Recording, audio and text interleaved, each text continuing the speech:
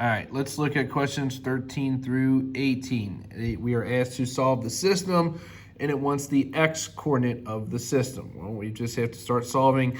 This guy is set up perfectly for elimination method. Remember, variables are on the same side, and we've got opposite coefficients hanging out there. So when I just go ahead and add those are going to cancel. Then we have 4y plus y, which is 5y. Equals 4 plus 1 is 5, which tells us y is 1. Understand, they throw a decoy out there. They know that's a number that you need. Don't get distracted by it because it wants the x-coordinate. Really pay attention to what the question is asking of you. So again, y is 1. I need to substitute that back into my equation in order to find the value of x. So 4 times 1 is just going to be a 4. Right, solving for x, I'm going to take that 4 away from both sides, so 1 minus 4. Take this away. 1 minus 4 gives me a negative 3. Again, another decoy. They gave you the positive version. Really pay attention to what you're answering.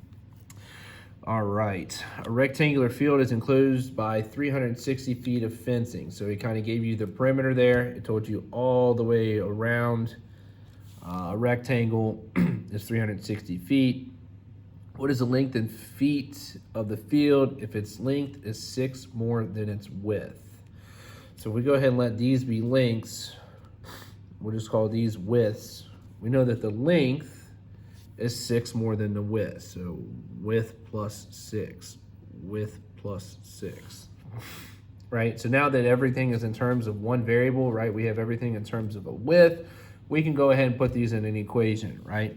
So we know in the end, all of these sides added together is going to give us the 360 feet, right? It gave us the perimeter. So 360 is equal to width plus 6 plus width plus 6. Right? So just adding up all the sides here. Now we need to solve for W. We have 1, 2, 3, 4 W's plus 12 units. Okay, so now you got a two-step equation here we need to solve. If I take that 12 away from the 360, I'm left with 348 is now equal to the 4W. Divide both sides by the 4, so 348 divided by 4 gives me 87. Okay, so the width is 87, and what was it asking for us? If the length and feet of the field, what is the length? So again, you've got to be careful. So we just solved for the 87, and notice they gave you an answer of the 87. That's not the correct answer because it wants the length. Well, the length, remember, is 6 more feet than the width. So if the width was 87 plus 6 gives us a length of 93. Okay, they love throwing those decoys out there. You really need to pay attention. What is the question asking of you? Number 15, looks like we're combining like terms here, right? So we can distribute this negative, or we understand that the negative is there, so we can just treat it as subtraction. So combining like terms, remember, same variable, same exponent, 6x squared minus an x squared. So the coefficient here is 1, so 6 minus 1 means we have 5 of those x squareds. So when I do that, I'm going to start eliminating stuff. That has a 6x squared, that has a 6x squared. I have a negative 6 minus negative 5. Well, negative 6 minus negative 5 tells me a negative 1. So I have a negative 1x. Again, start eliminating stuff. That guy didn't have the negative 1x.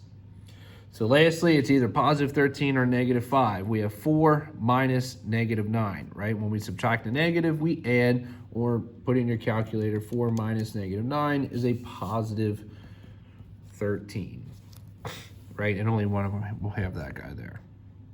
Okay, so as you kind of process through, process of elimination, you know, this one made us go all the way down to the end, but, you know, what happens if there was only one answer that gave me the 5x squared? I didn't even have to worry about all of this stuff back here.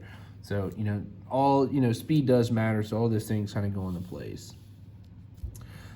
This guy here, actually, parentheses do make a big deal here. So actually, if you put this word for word in your calculator,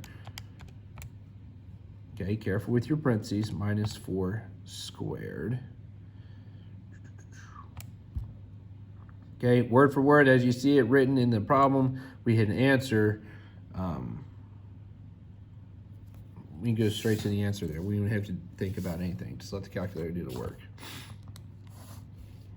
17, what is the perimeter in feet of a rectangle whose length is twice its width and whose width is 5 feet? What is the perimeter of a rectangle? So I'm a visual person, so if it talks about a rectangle, I'm, going to draw a rectangle. Let's just label, let's see, these are the width, this is the length. It says the width is 5. And the length is twice its width. Well, if the width is 5, that means the length has got to be 10, right? 10 is twice of 5. Perimeter, add up the sides. 10 plus 10 is 20, plus another 10 is 30. That one should not have been too bad there. They gave you a lot of information. Number 18, we need to simplify our expression here. It looks like we've got some distributive property pieces. So I'm going to go ahead and distribute the 5 to those two parts. 5 times 5 is 25. 5 times negative 2 is a negative 10x. And then, remember, sign to the left of the number is going to stay with it. I'm going to distribute the negative 2 to these pieces. Negative 2 times 4 is a negative 8. Negative 2 times a negative 3, right? Negative times a negative is going to give us a positive. 2 times 3 is 6. Remember, combining like terms, same variables, same exponent. I've got x's here. Negative 10 plus 6 is a negative 4 of those x's. I've got a constant there and a constant there. 25 minus 18 is a positive 17. Careful how it's written. Negative 4x plus 17 is the same thing as saying a positive 17 minus 4x. It doesn't matter, which one goes first or last. Just as long as the sign stays. So negative 4 stayed at negative 4. This positive 17 stayed at positive 17. Okay, so don't get distracted by the order with that. It doesn't matter. Just like I said, again, make sure the signs to the left of them stay. Cool.